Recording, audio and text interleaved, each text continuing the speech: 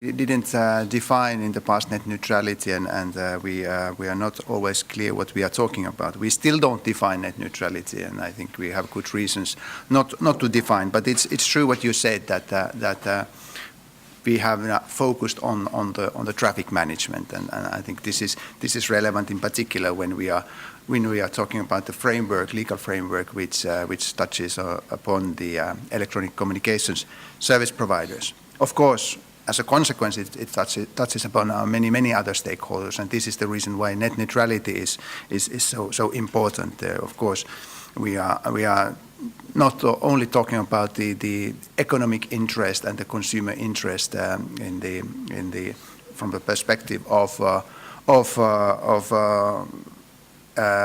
electronic communication services, but we are, of course, we come to a question of freedom of expression and democracy and all sort of issues. So it of course has spillover effects to very far-reaching spillover effects, and we are also, of course, talking about content and application providers, how their content can be accessed. So this is where we are coming from, and of course net neutrality is something we've been discussing and looking into detail for many years already, and as a result of the 2009 review and the last discussions around the package, of course, had a lot of focus and tensions around the net neutrality. And the Commission has had obligation to follow and ensure that the openness of internet is not endangered. And now, once we came up with the Connected Continent proposal, the idea to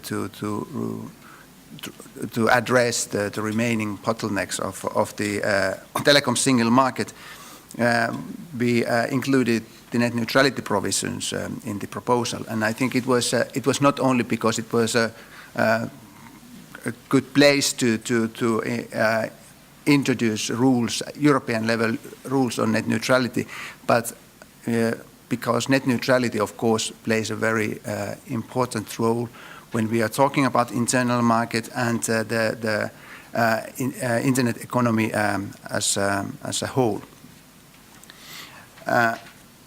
Why these rules are important? First of all, we hear these phrases every day that internet economy is the basis and is a necessity for economic prosperity in the future. And if we don't have open internet, we lose a lot of our business opportunities.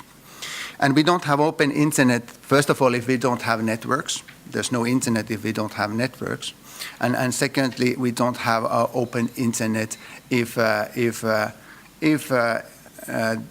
content providers, application providers, businesses do not have access to internet users. So these are the sort of elements around which we built our proposal.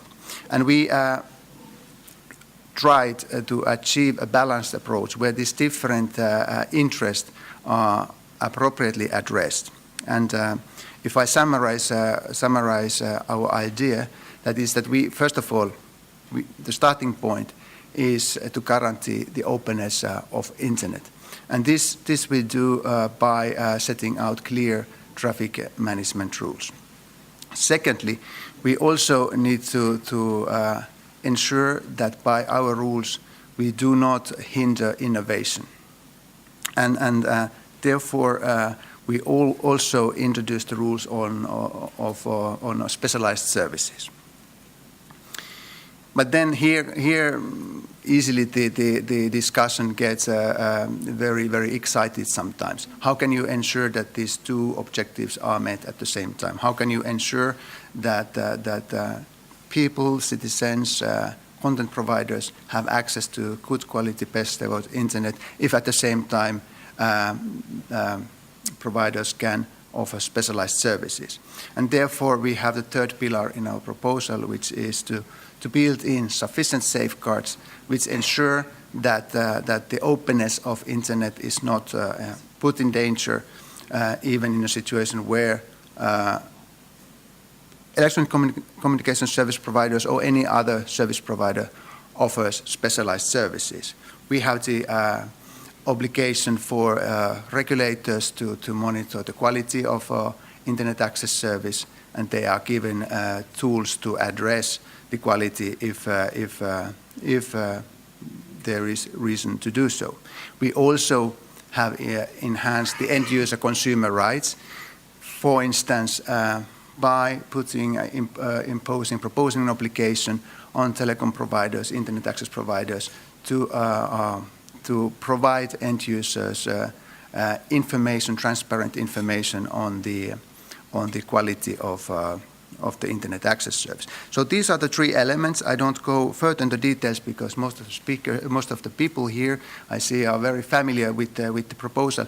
What I would like to say is that we are of course very happy that in the Parliament, of course, different views have been expressed, but overall, in Parliament, our view, our idea how an open internet net neutrality should be regulated has been shared. So the idea of